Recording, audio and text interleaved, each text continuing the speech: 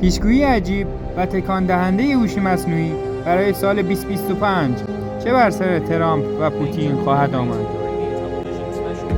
هوش مصنوعی برای سال 2025 پیش بینی کرده که در این سال برای ترامپ سالی پر از تنش خواهد بود. او با پرونده‌های حقوقی بزرگ درگیر خواهد شد که تأثیر عمیقی بر میراث سیاسیش خواهد گذاشت. یکی از این پرونده‌ها که در سال 2025 به پایان میرسد، موجی از اختلاف نظر در آمریکا و جهان را به همراه خواهد داشت. لطفاً پس تا آخر این ویدیو همراه ما باشید.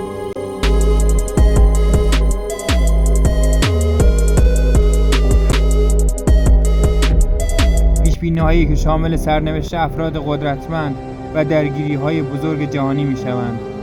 طبق پیش‌بینی‌های نسخه هوش مصنوعی، سال 2025 با تحولات عظیم، درگیری‌های شدید و تلاش برای بقا همراه خواهد بود. از تغییرات سیاسی و توافقات تاریخی گرفته تا موفقیت‌های بزرگ در ورزش و هنر، جهان در آستانه یک تغییر بزرگ خواهد بود.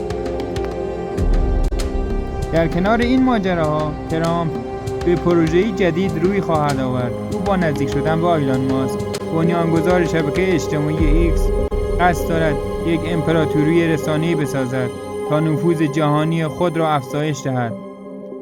همچنین پیش‌بینی کرده که ترامپ با چالش‌های جسمی مواجه خواهد شد و برای مدتی از چشم عموم دور می‌ماند.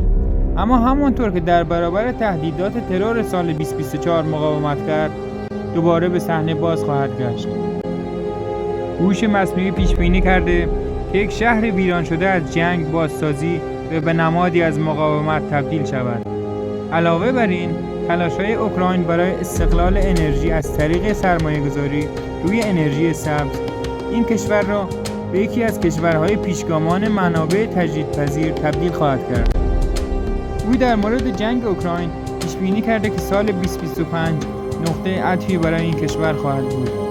اوکراین با یک حمله گسترده نظامی مناطق استراتژیکی را پس خواهد گرفت و علی‌رغم تلفات زیاد، پیروزی بزرگی کسب خواهد کرد.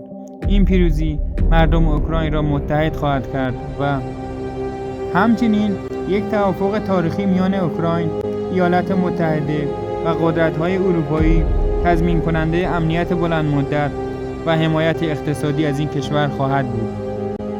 او ممکن است با یک رهبر قدرتمند شرقی اتحاد غیرمنتظره‌ای برقرار کند که همچنین جنجال آفرین و هم فرصت ساز خواهد بود. این اتحاد می تواند پیروزی هایی را برای هر دو طرف رقم بزند. در همین حال بحث های پیرامون میراث ترامپ همچنان داغ خواهد بود. او به یکی از جنجالی ترین شخصیت های تاریخ مدرن آمریکا تبدیل خواهد شد. علاوه بر این، یکی از فرزندانش در عرصه سیاسی برجسته خواهد شد و ممکن است راه او را ادامه یابد. انزوای پوتین و بحران‌های داخلی. پیش‌بینی‌ها درباره ولادیمیر پوتین حاکی از انزوای بیشتر او در سال 2025 است. بی‌اعتمادی در حلقه نزدیکان او افزایش خواهد یافت و پاکسازی‌های داخلی شدت بیشتری خواهد گرفت. همچنین هوش مصنوعی پیش‌بینی کرده که پوتین درگیر یک بحران جدی سلامتی می‌شود که جایگاه او را در برابر مخالفان داخلی و خارجی تضعیف خواهد کرد. همچنین ناآرامی‌های داخلی به ویژه در مناطقی مثل سیبری یا قفقاز می‌تواند منجر به شورش‌های جدی شود. ممکن است پوتین در واکنش به این بحران‌ها دست به اقدامی جسورانه در زمینه سیاست خارجی بزند، مثلا تمرکز بر کشورهای بالتیک یا قطب شمال.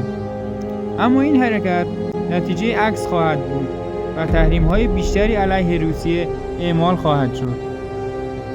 اگر از دیدن این ویدیو لذت بردی لایک رو بزن و کانالمون رو سابسکرایب کن.